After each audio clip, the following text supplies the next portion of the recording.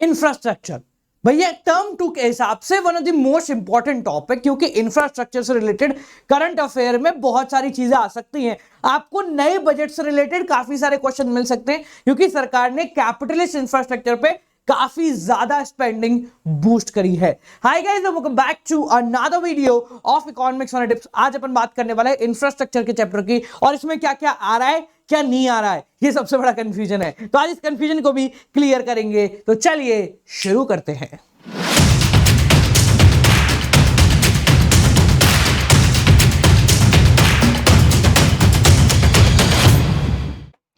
पता है, बचपन में जब भी मैं इंफ्रास्ट्रक्चर शब्द सुनता था ना, तो मुझे ज्यादा कुछ समझ में नहीं आता था। बस एक बात ध्यान में आती थी, बड़ी बड़ी बिल्डिंग, बहुत बड़ी बड़ी बिल्डिंगे हैं, रोड है, और एक्चुअल में इंफ्रास्ट्रक्चर का कुछ हद तक मतलब भी यही होता है। तो जब मुझे पता चला तो मुझे काफी ज्यादा खुशी मिली। मैंने कहा चलो भाई, कुछ गलती तो नहीं की। तो आप इंफ्रास्ट्रक्चर से क्या समझते हैं, चलो आज आपकी समझ को सही करते हैं। तो इंफ्रास्ट्रक्चर का मतलब होता है वो सारी एक्टिविटीज, सर्विसेज एंड फैसिलिटी जो कि चाहिए, वो सारी activities, services and facility that are needed to provide different kind of services in the economy. मतलब इकोनॉमी में अलग अलग प्रकार की व्यवस्थाएं प्रोवाइड कराने के लिए आपको क्या क्या चीजें चाहिए, उनको हम बोलते हैं इंफ्रास्ट्रक्चर। ये प्रोवाइड कराता है supporting services to the main areas.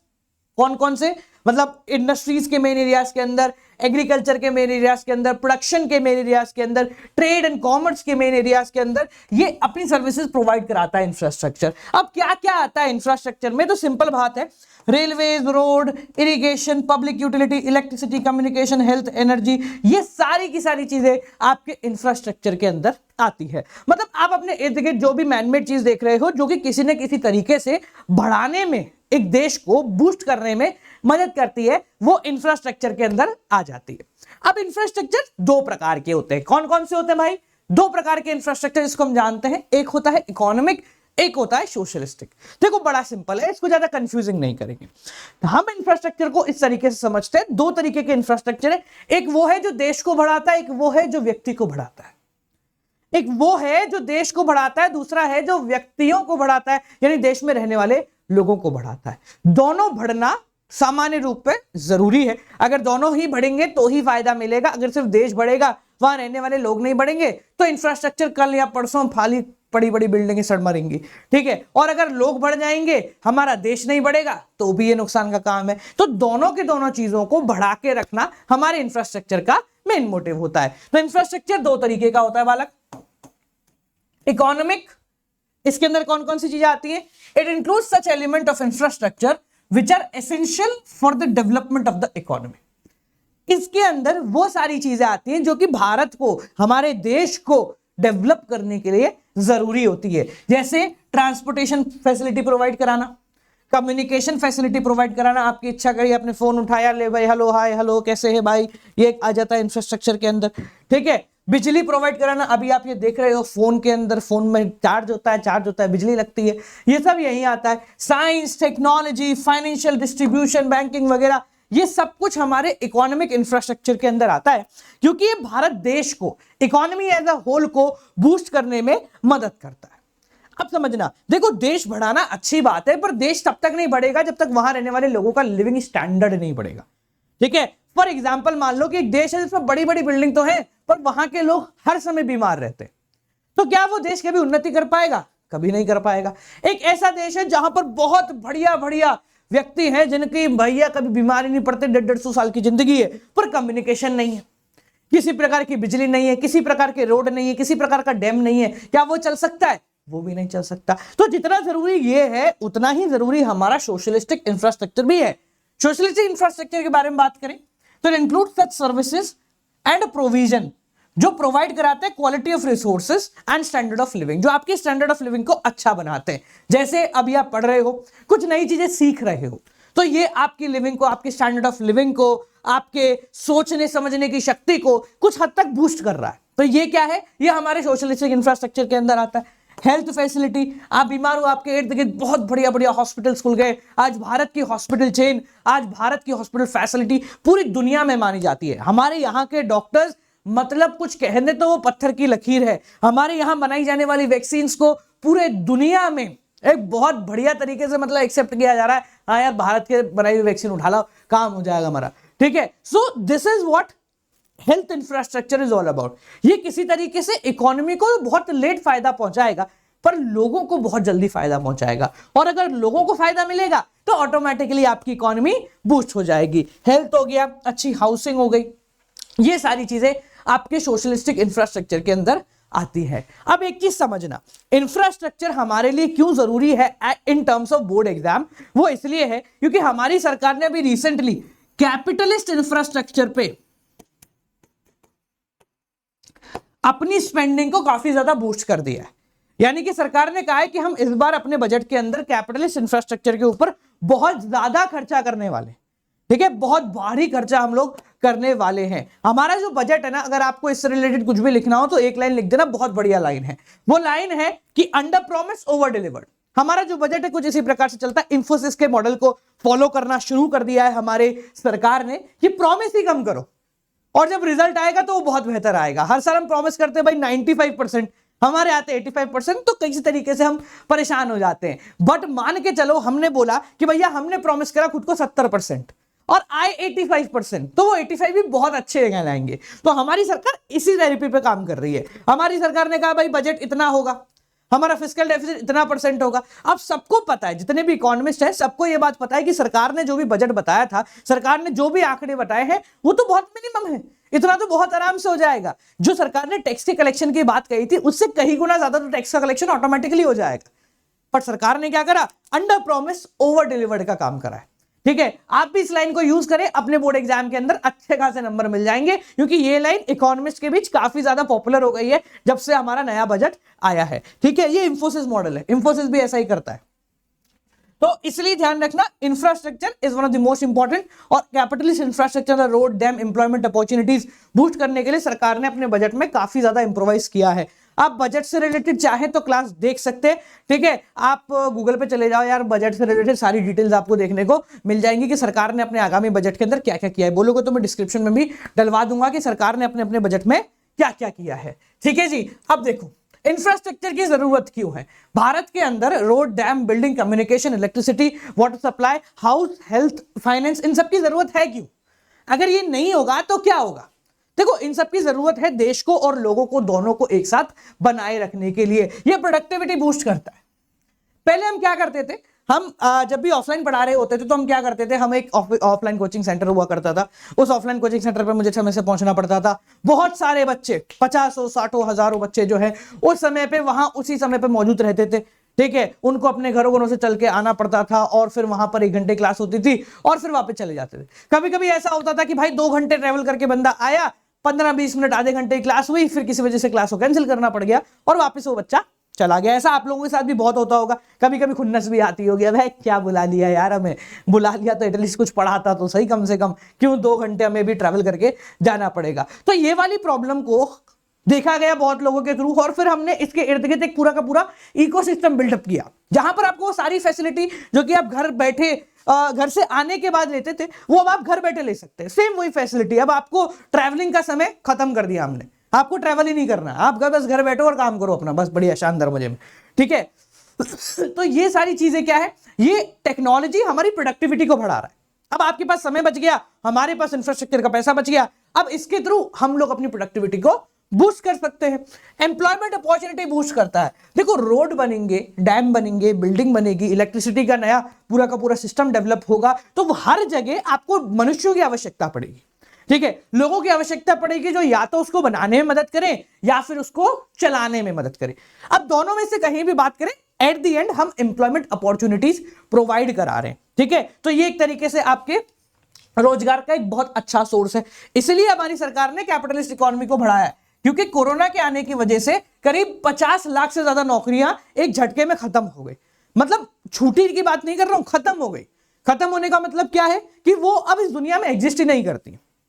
ऐसी बहुत सारी नौकरियां हैं जो शायद 2 साल पहले तक एग्जिस्ट करती थी पर अब एग्जिस्ट करती ही नहीं है। अब इस प्रकार की जो नौकरियां हैं ना, उन नौकरी वाले लोगों को कहां नौकरी मिलेगी, मतलब वो तो बर्बाद हो गए। तो कैपिटलिस्ट इंफ्रास्ट्रक्चर क्या कर रहा है, नई नौकरियां प्रोवाइड कर रहा है। फॉर एग्जांपल मैं बोलता हूं, पहले रेस्टोरेंट जो था ना वो खुद के डिलीवरी बॉय चलाता था, वो क्या करता था, खुद के डिलीवरी बॉय चलाता था, जैसे 2-3 डिलीवरी बॉयज ने रख रखे थे कि यार कोई होम डिलीवरी का ऑर्डर आ गया, बड़ा ऑर्डर आ गया तो मैं डिलीवर कर दूंगा। अब रेस्टोरेंट की ये सारी की सारी झंझट स्विगी जोमेटो लेके चले गए। अब रेस्टोरेंट के जो वो 3 डिलीवरी बॉय थे उनकी नौकरियां बर्बाद हो गई।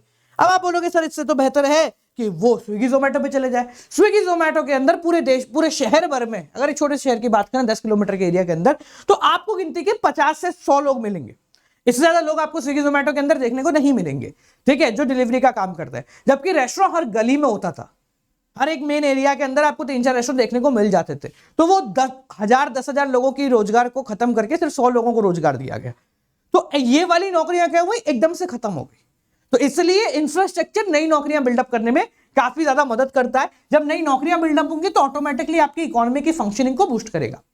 समय के साथ आपको बदलाव करना पड़ेगा। अगर आप समय के साथ नहीं बदलोगे तो कहीं ना कहीं इतना पीछे रह जाओगे कि आप समझ भी नहीं पाओगे कि चल क्या रहा है, ठीक है।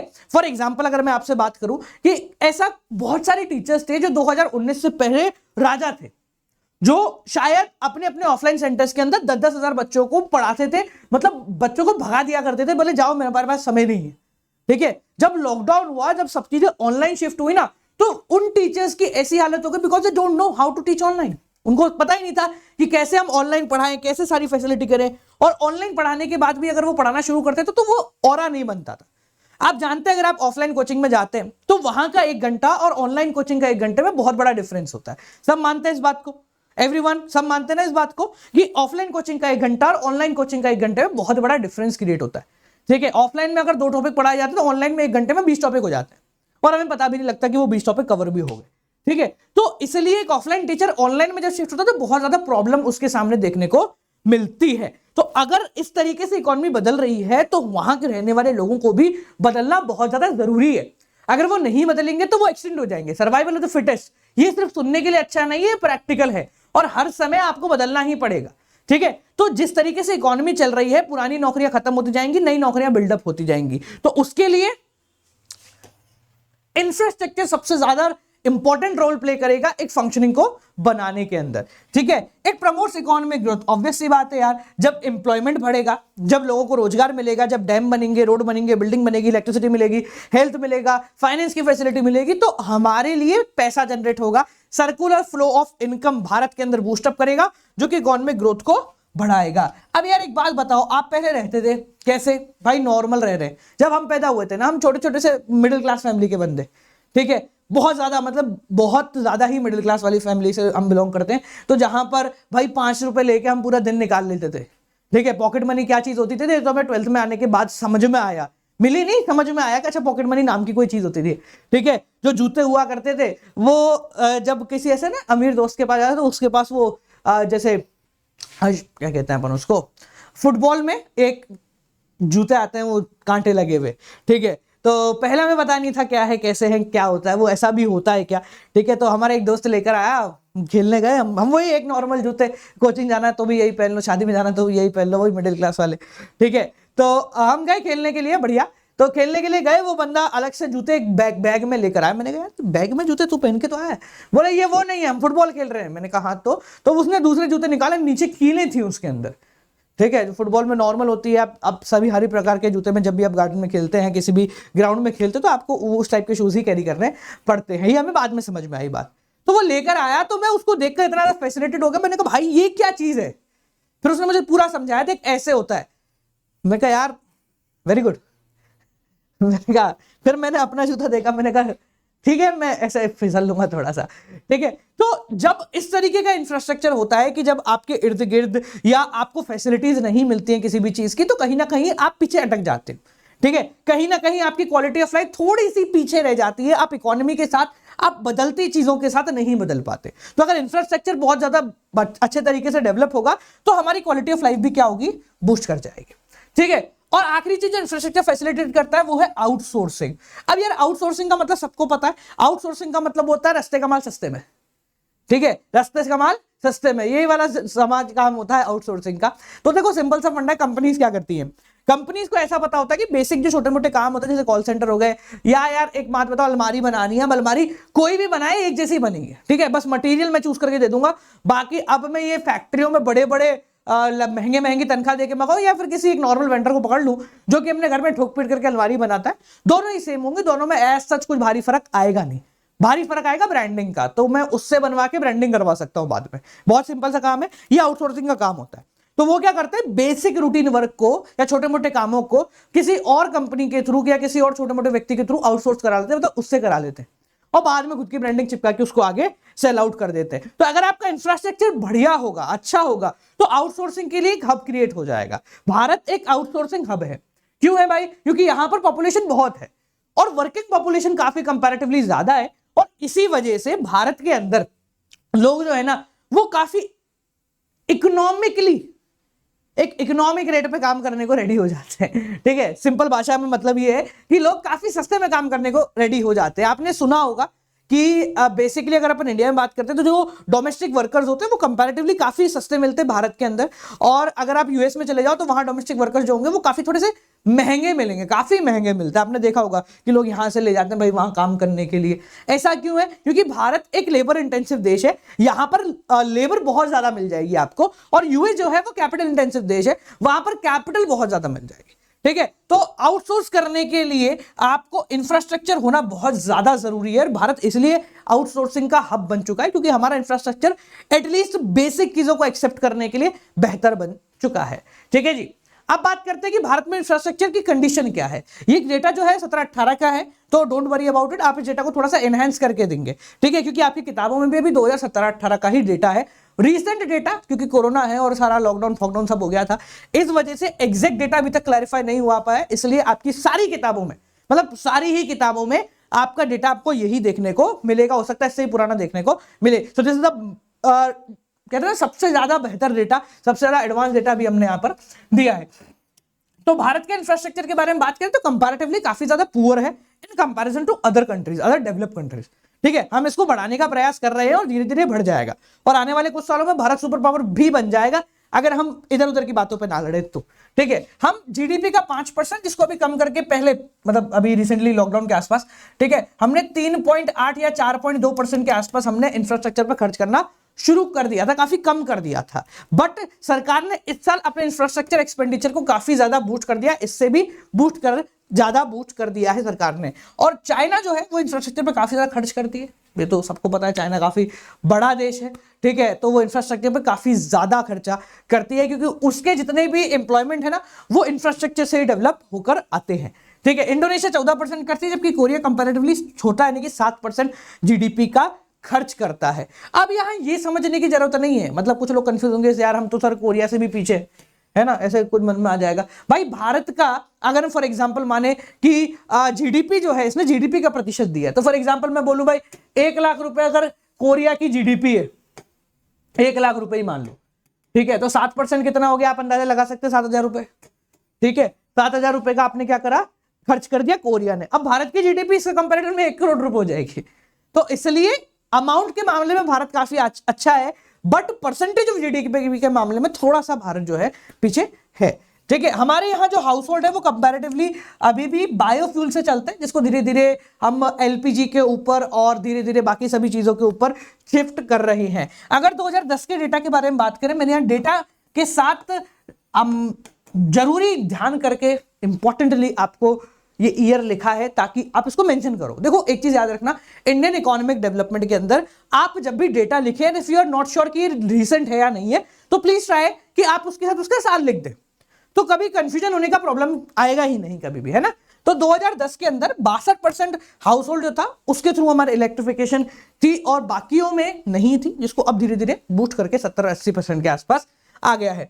अगर हम गांव के बारे में बात करें तो सैनिटेशन फैसिलिटी कंपैरेटिवली काफी कम थी गांवों के अंदर। ठीक है, अब ये जो सैनिटेशन फैसिलिटी है ना, ऐसा मत सोचे कि भारत के अंदर का सैनिटेशन गांव में खराब है, ऐसा नहीं है। द पॉइंट इज दैट कि जो सैनिटेशन के स्टैंडर्ड यहां पर मेजर किए जाते हैं शहर के कंपैरिजन में, वो स्टैंडर्ड गांव में पूरे नहीं हो पाते। नहीं मतलब शहर में आप बोले ऐसा होना चाहिए, बिल्कुल साफ सुथरा होना चाहिए, कोई गंदगी नहीं होनी चाहिए। अब गांव में तो वो उनकी जीवनचर्या है, उनके हिसाब से वही साफ सुथरा, ठीक है, और हमारे हिसाब से, हमारे मतलब बेसिकली जो स्टैंडर्ड सेट है उनके हिसाब से वो खराब है। So it's not like that कि बिल्कुल ही खराब है, बस दोनों का एक कहते हैं ना अपन सोच में डिफरेंस है और इस वजह से ये अलग आता है। ठीक है, नाउ इंफ्रास्ट्रक्चर में एक इंपॉर्टेंट दो इंफ्रास्ट्रक्चर हमारे हैं, एक है एनर्जी और एक है हेल्थ। एनर्जी इस साल आपके कोर्स से डिलीट कर दिया गया है, so you don't have to go for energy, but अगर आप सीयूटी की तैयारी कर रहे हैं सो गो फॉर इट, है ना। सीयूटी में करना थोड़ा सा इंपॉर्टेंट है, ठीक है। ये सारे सोर्स ऑफ एनर्जी कक्षा 12वीं में ये सब नहीं है, इसको हटा दिया गया है, ठीक है। बाद में देख रहे हो, बाद में आ गया है तो और वीडियो बन जाएगी, चिंता मत करना, ठीक है। एनर्जी, पावर, ये सब हटा दिया गया है। हेल्थ पे आते हैं, पर हेल्थ जो है ज्यादा जरूरी है हमारे लिए। अगर हम हेल्थ की बात करें तो कोरोना के बाद से भारत ने हेल्थ इंफ्रास्ट्रक्चर में बहुत बड़ा जंप लिया। मतलब हम आने वाले 10 सालों में जितना डेवलपमेंट करते हैं, हमने आने वाले 1 साल के अंदर उतना डेवलपमेंट कर दिया। और यहां से हमें एक सीख भी मिली कि जरूरत पड़ने पर हम कुछ भी कर सकते हैं। Capacity, or capabilities are supreme, इतनी बड़ी है जिसकी कोई सीमा नहीं है। तो जरूरत पड़ने पर हम कुछ भी फोड़ सकते हैं, किसी को ऐसी दिक्कत की बात है नहीं। तो अगर हम बात करते हैं भारत के हेल्थ इंफ्रास्ट्रक्चर की, तो कैसा है हेल्थ इंफ्रास्ट्रक्चर? काफी अच्छा है, पर कंपैरेटिवली जितना होना चाहिए उतना अभी भी नहीं है ना। हम एकदम से बढ़ तो गए, पर जितना बढ़ना चाहिए उससे अभी थोड़ा सा नीचे है। द रीजन इज दैट हम हेल्थ के ऊपर थोड़ा सा कम ध्यान दे रहे थे 2020 से पहले, ठीक है। Being a second most populated country in the whole world, हमारा जो हेल्थ इंफ्रास्ट्रक्चर है वो कहीं ना कहीं कनेक्टिविटी को लैक कर जाता है, ठीक है। और इसी के लिए अगर अपन बात करें, जो दिल्ली में मोहल्ला क्लिनिक खुले हैं, उन्होंने काफी अच्छा योगदान दिया है कनेक्टिविटी को बूस्ट करने के लिए। हम तीनों टाइप के बारे में बात करेंगे, डोंट वरी अबाउट इट, ठीक है। तो भारत जो है वो सेकंड मोस्ट पॉपुलेटेड कंट्री, आप जानते हैं पॉपुलेशन के मामले में चाइना के बाद हम दूसरे आते हैं। और इतने बड़े देश के अंदर अगर आज भी कोई बीमारी हो जाती है, तो अगर गांव में कोई व्यक्ति है जिसको किसी प्रकार की कोई बीमारी हो जाती है, तो उसको शहर तक पहुंचने में शायद 2-4 घंटे लग जाए, और वो 2-4 घंटे उसकी जिंदगी पे भारी पड़ जाए। ऐसा कई बार देखने को पाया है हमने, और बहुत ज्यादा होता है ऐसा, ठीक है। तो अभी भी भारत का जो इंफ्रास्ट्रक्चर है, हेल्थ इंफ्रास्ट्रक्चर, वो कनेक्टिविटी कहीं ना कहीं लैक कर जाता है, ठीक है। There is a massive gap between rural and urban areas in context of utilising of health care facilities. गांव और शहर के बीच में क्या डिफरेंस है हेल्थ केयर फैसिलिटीज में, ये आप बहुत बेहतर तरीके से जानते हैं, मुझे आपको समझाने की ऐसा कोई जरूरत है नहीं। हाँ, पिछले कुछ डिकेड के अंदर हमारे यहाँ इंफ्रास्ट्रक्चर ऑफ हेल्थ के अंदर काफी ज्यादा बूस्ट आया है, और ये अच्छी बात है that India has picking up the pace for health infrastructure, which is a good sign for the development of the whole economy and the people living in that economy. हाँ, इंडिया ने कई सारे तरीके के हेल्थ इंफ्रास्ट्रक्चर में facilities add up की हैं, जो कि प्राइमरी, सेकेंडरी और टर्शियरी लेवल के ऊपर काम करती है, जिसको अभी अपन देख रहे होंगे, ठीक है। बट हाँ, ये कह सकते हैं कि भारत के अंदर अगर हेल्थ इंफ्रास्ट्रक्चर को बढ़ाना है ना, तो प्राइवेट सेक्टर को साथ में लेके चलना पड़ेगा। ऐसा नहीं है कि हम सिर्फ बोले सरकार पे ही डिपेंडेंट रहे। हम सब जानते हैं सरकार का इंफ्रास्ट्रक्चर काफी अच्छा है, दैट्स नो डाउट। इन हेल्थ इंफ्रास्ट्रक्चर में सरकार का कोई कंपैरिजन नहीं है, जो गवर्नमेंट हॉस्पिटल्स हैं उनका कोई कंपैरिजन नहीं है, बट स्टिल प्राइवेट हॉस्पिटल्स की रिक्वायरमेंट भी अभी है। वो इसलिए है क्योंकि इतने बड़े स्केल के ऊपर हेल्थ फैसिलिटीज प्रोवाइड कराना, second most populated country in the whole world को सिर्फ एक सरकार ऐसा काम नहीं कर सकती। We need a helping hand, ठीक है। अब भारत में जो चलता है वो है 3 टायर हेल्थ केयर फैसिलिटीज। क्या चलता है? 3 टायर हेल्थ केयर फैसिलिटीज, मतलब 3 लेवल के ऊपर हमारा हेल्थ केयर फैसिलिटी पूरा का पूरा चलता है। ये बड़ा सिंपल है, इसमें ज्यादा कुछ सोचने समझने की बात नहीं है। सबसे पहला होता है बेटा आपका primary health care. Primary health care का मतलब आप देखते होंगे गांव में छोटे छोटे चिकित्सालय खुलते हैं। उन चिकित्सालय में ज्यादा कुछ नहीं होता है, बस बेसिक दवाई की पहचान कराना, और खांसी जुकाम बुखार जैसी कोई छोटी मोटी बीमारी है तो उनका ट्रीटमेंट करना इन प्राइमरी हेल्थ केयर फैसिलिटीज के अंदर या सेंटर्स के अंदर होता है। This centre provide basic health care facilities such as maternal and child health care, immunisation कर दिया, लोगों को एजुकेट करने का काम कर दिया। बेसिक मतलब किसी प्रकार कोई ऑपरेशन नहीं, आप बेसिक छोटा मोटा काम जो होता है वो कर देते हैं। डिलीवरी हो गई, बच्चे की हेल्थ केयर, टीकाकरण हो गया, इम्यूनाइजेशन होना मतलब उसकी इम्यूनिटी बूस्ट करने के लिए जो जो टीके और वो पोलियो के ड्रॉप वगैरह लगते हैं वो सारे हो जाते हैं। लोगों को अवेयर करना, ये सारे काम इन इंफ्रास्ट्रक्चर, इस प्राइमरी हेल्थ केयर सेक्टर के अंदर हो जाते हैं, ठीक है। इसमें एक ही डॉक्टर होता है, इसमें एक ही डॉक्टर होता है, मतलब ज्यादा कुछ नहीं होता। आपने अगर आप जग्या वाले जमाने के हो, जग्या मतलब पहले चलता था एक बालिका वधू, ठीक है। अगर आप जग्या वाले जमाने के हो तो उनका जो गांव था, उस गांव में सबसे पहले एक प्राइमरी हेल्थ केयर था, जहाँ एक ही डॉक्टर था और 1 या 2 नर्स होते थे और वही काम करते थे, ठीक है। These centers are generally set up in village and small town, ये छोटे छोटे शहरों के अंदर और गाँव के अंदर ये डेवलप होते हैं, लगते हैं। और अगर कोई पेशेंट यहाँ पर सही नहीं हो पाया तो उसको कह दिया जाता है कि आप थोड़े से या तो बड़े शहर चले जाओ या बहुत बड़े शहर चले जाओ। यानी कि आप चाहो तो नजदीकी शहर चले जाओ या फिर चाहो तो बड़े शहर चले जाओ। यानी कि आप चाहे तो सेकेंडरी पे चले जाए, टर्शियरी। अब सेकेंडरी का मतलब क्या होता है भाई, प्राइमरी में एक डॉक्टर था और एक या दो नर्स या जो भी है अटेंडेंट वो हुआ करते थे। इससे थोड़ा सा बड़ा होता है जो कि गांव से जस्ट नजदीकी शहर के अंदर होता है, इसको हम कहते हैं सेकेंडरी हेल्थ केयर सेंटर। ठीक है, ये ऐसा हेल्थ केयर सेंटर होता है जिसमें पहले के मुकाबले थोड़ी सी बेहतर फैसिलिटीज होती है, जैसे एक्सरे की फैसिलिटी मिल जाएगी, ईसीजी मिल जाएगी, और छोटे मोटे ऑपरेशंस जो है वो यहां पर कंडक्ट हो जाएंगे। छोटे मोटे का मतलब ये है कि बहुत बड़े ऑपरेशंस नहीं होते। ठीक है, मतलब जैसे कहते हैं ना कि बाईपास सर्जरी हो गया या ऐसे कुछ ऑपरेशंस हो सकता है यहां पर देखने को ना मिले, बाकी नॉर्मल जो है हाथ पैर काट टांग टूंग टांग सब यहां पर हो जाता है। ठीक है, ये डिस्ट्रिक्ट के अंदर और बड़े शहरों के अंदर लोकेट किए जाते हैं। इसमें primary as well secondary facility भी होती है, मतलब खांसी जुकाम बुखार से लेकर हाथ काटना पैर काटना सब कुछ यहां पर हो सकता है। ठीक है, if a patient is not satisfied, अगर नहीं हो पा रहा है फिर भी मतलब बहुत बड़ी सर्जरी है, कॉम्प्लिकेशन है या कुछ है, तो फिर उसको फाइनली एक बड़े शहर पर शिफ्ट कर दिया जाता है। और बड़े शहर में आप जानते हैं कुछ ऐसे हॉस्पिटल होते हैं जो कि पूरी दुनिया में आज प्रख्यात हैं, जैसे एसएमएस हो गया, एम्स हो गया भारत का। ये ऐसे हॉस्पिटल्स हैं जो शायद पूरी दुनिया में नाम है इनका, मतलब शायद कुछ ऐसे पेशेंट्स हैं जिनको पूरी दुनिया में कोई ट्रीट नहीं कर सकता, वो एम्स में आकर एसएमएस में आकर ठीक होके जा रहे हैं। ठीक है, अभी रिसेंटली हमारे यहाँ हुआ था, हमारे यहाँ एक हॉस्पिटल है पास में ही है। सो एक ऐसा केस था, देयर वाज अ पर्सन जो अपना कारपेंटर होता है ना, खाती जिसको हम कहते हैं, तो वो दुबई में काम कर रहा था एक व्यक्ति, तो उसका चलते चलते एक पैर का जो छोटा सा मतलब कुछ कट हो गया या कुछ उसके अंदर लग गया। अब उसकी वजह से उसका पूरा पैर जो है सड़ने लग गया। ठीक है, धीरे धीरे धीरे धीरे सड़ने लग गया। जब उसने अपना चेकअप कराया तो ये पता चला कि उसके अंदर कुछ एक केमिकल आ गया है पैर के अंदर, क्योंकि वो काम कर रहा था तो उसके थ्रू कुछ केमिकल उसकी बॉडी के अंदर आ गया है जिससे उसका पैर जो है सड़ रहा है। और अगर इसको जल्दी ऑपरेट नहीं किया गया तो वो जहर जो है वो पूरी बॉडी के अंदर फैल जाएगा।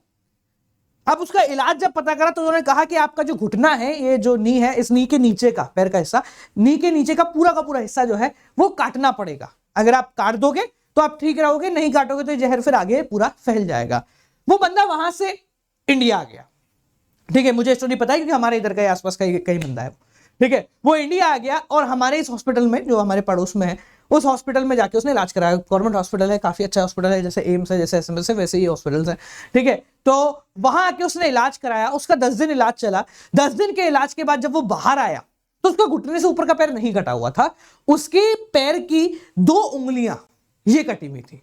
ठीक है, सो समटाइम्स इट पॉसिबल्स कि भारत के डॉक्टर जो हैं वो काफी ज्यादा प्रख्यात हैं पूरी दुनिया के अंदर, और हमारी जो हॉस्पिटैलिटी तो है ही और हॉस्पिटल फैसिलिटीज जो है वो काफी ज्यादा बढ़िया है। तो टर्शियरी हेल्थ केयर सेंटर जहां पर सब कुछ मिलेगा, खांसी जुकाम बुखार, हाथ काटना, पैर काटना, मुर्दा करना, जिंदा करना, सब सारी फैसिलिटी जो है वो आपको यहाँ पर देखने को मिल जाएगी। व्हाट्सएवर यू कैन थिंक वो यहाँ पर मिल जाएगा। और यहाँ ऑपरेट नहीं हो रहा तो शायद पूरी दुनिया में कहीं भी ऑपरेट नहीं हो पाएगा। ठीक है जी, ये जो अब यहाँ पर लिखा है ना, आपने जो एक्सप्लेनेशन यहाँ पर दी है, ये एक्सप्लेनेशन सेकेंडरी की गलती से कॉपी हो गई है, so don't worry about it. ठीक है ना, टर्शियरी की सेकेंडरी की कॉपी हो गई है सेम टू सेम, तो एक्सप्लेनेशन इसकी नहीं है। ये एम्स एसएमएस ऐसे कुछ एग्जांपल है।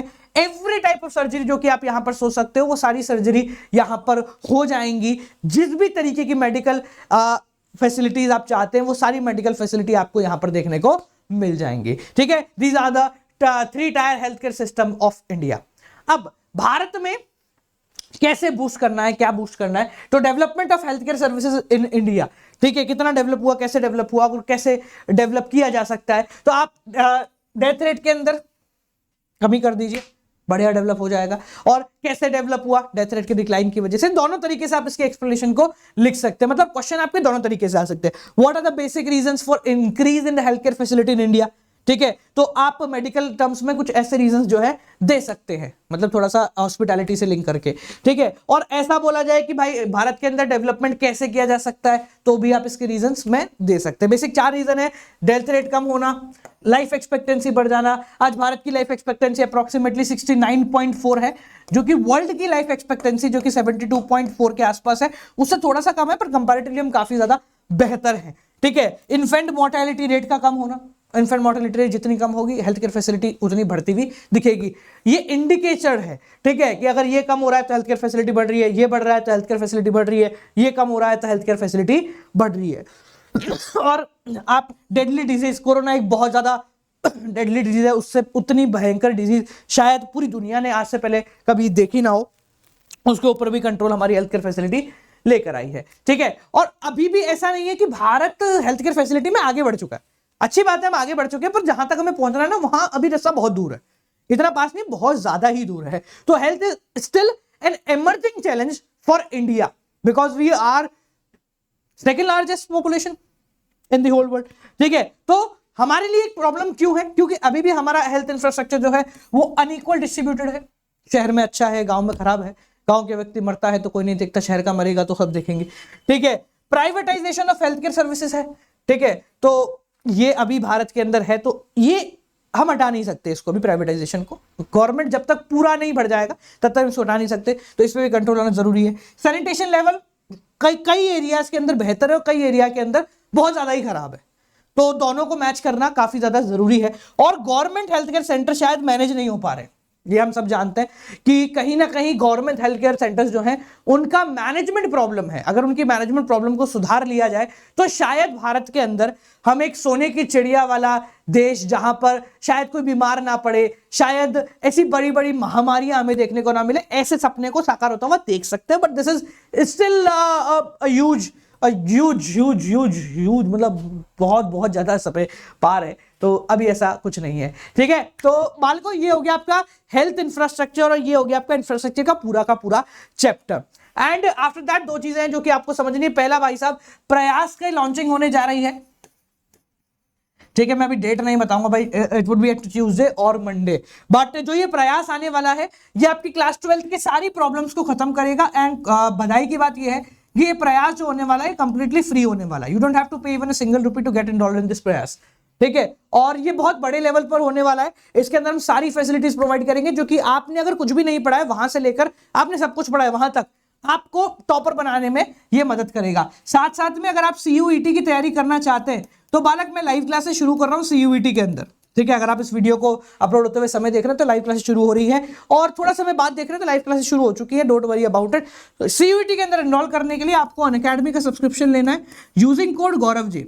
आप जैसे ही गौरव जी का कोड लगाते हैं आपको मैक्सिमम पॉसिबल डिस्काउंट जो है वो मिल जाता है। इसके बाद कॉइन और यूज कर लीजिएगा तो आपका बेस्ट डिस्काउंट हो जाएगा, और ये यूज करने के बाद आपको मिलेगा NDA के अंदर एंट्री। NDA क्या है? It's no doubt army for CUET, ठीक है। हमने पिछले साल 12वीं की बनाई थी, आप सभी 12वीं की नो डाउट आर्मी में होंगे, और नहीं है तो शायद पछता रहे होंगे, ठीक है। बट CUET की नो डाउट आर्मी जो है वो हमने बना दी है, सो उसको भी हम लॉन्च करने जा रहे हैं काफी मैसिव लेवल के ऊपर। तो अगर अब तक आप लोगों ने नहीं लिया तो go and grab it right now.